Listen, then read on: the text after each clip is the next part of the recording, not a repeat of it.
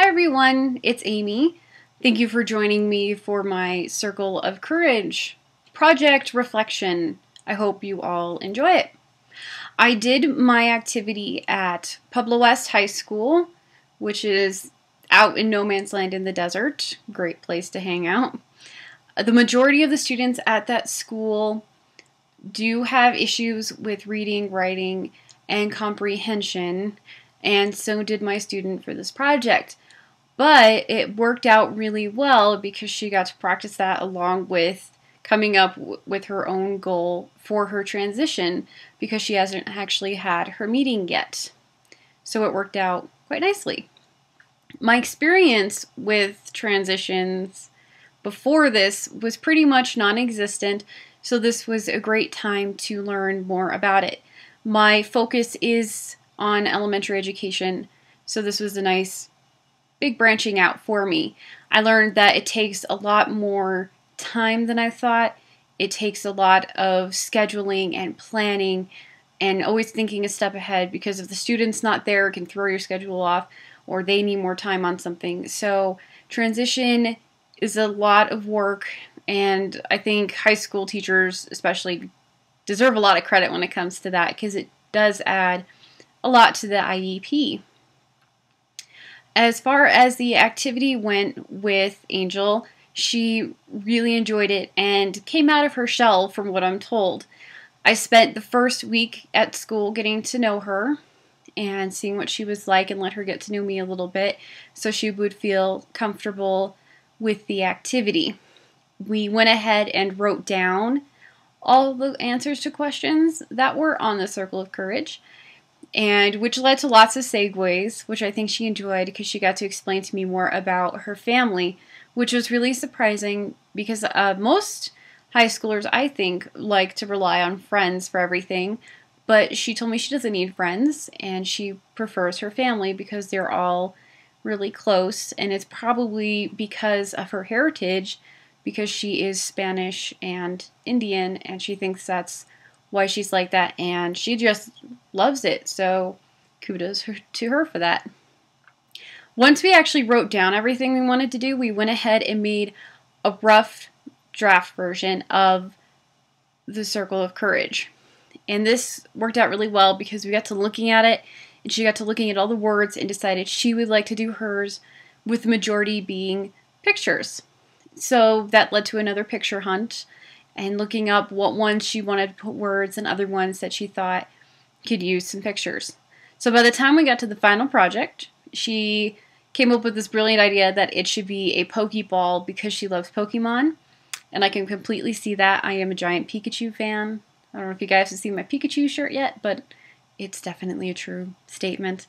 So we cut her paper into an actual Pokeball circle. It's kind of an oval, but she thought it was great, and we made our layers with her face in the middle. And she put a ton of pictures on there. I'm surprised they all fit. And it was a really great final project for her.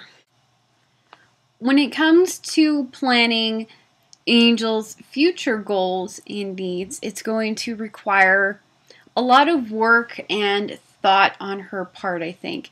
Because she's only a freshman, she still has 4 more years to figure out if she wants to stick with massage therapy. She did mention veterinary medicine, but right now she really does like the idea of doing massage. So for that to happen, for her, she's going to have to, I think, work on her self-advocacy because she is shy, and it would help her to get out there a little more, to be, hey, I've got this skill, and check out what I can do. You want to see? Because I think anybody would happily sit in class and get their shoulders rubbed versus listening to math lectures. At least I would. Her self-determination, I think, is pretty high considering she doesn't really talk about it much. Because once you get her out in the open on it, she really has good input on why she thinks she should do it and how she would be good at it. She needs to do more research on massage therapy throughout high school, I think, with what it entails for a degree, what classes she needs to take, because the high school can help them be pointed in the right direction for different classes and a schedule that will help her build her knowledge of the human body and other requirements for massage therapy. Angel could also probably do some job shadowing, because that's another option she has. Once she is a sophomore, they will let her go job shadow a massage therapist, which should help her determine if this is really what she wants to do. Her biggest challenge is going to be her reading and writing level. They are very low for someone her age, but I think with little perseverance on her part and with the help of the school and her parents, she could probably do it, because she is a very determined person. So I think some final steps for her would be to just keep on the idea of what massage therapy entails. Her teachers, especially her ESS teacher, can help her to figure out what she needs to look into, different online programs she can look at or classes she can see, because there's plenty of free online classes, and just maybe she could get one that's college-based to see what it is like and get an idea of if she can handle it. Her parents could just need to keep doing what they're doing. They keep supporting her with everything she does. They might need to give her a little more freedom, I think, but she'll get there once she's older. She's only 15.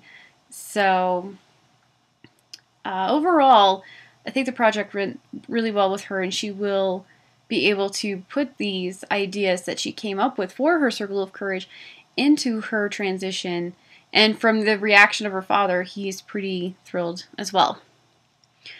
As a final wrap up, the 3 main principles that I learned from this were time management, patience, and perseverance. It took me longer than I thought it would to actually complete this, and it was because I was only at the high school 2 days a week, and sometimes I would have to make it 3. I didn't want to pull her out of class or do anything like that, so it really required planning between her, myself, the ESS teacher, and then her parent at the end. Working with her required a lot of patience, but it was usually rewarded with really good results, because she would just pull out ideas left and right and we would put them down. She really took charge of the project. And perseverance, because this is something that not all students could do. If they don't know what their future goal is or have no idea what they want to be when they grow up, this can be something that's very hard, because it's almost outside of the box thinking to sit there and create this circle. But in the end, perseverance wasn't a problem for Angel, because she was very excited to share her final project with her father and her ESS teacher, because she was very proud of what she did, and it really did show how much work she put into it and how she thinks and what she would like to do for her transition goal. So thank you all for joining me. I hope you enjoyed this, what seems like a half-hour long video. You might want to take a break now, eat some popcorn, and then watch it again to give feedback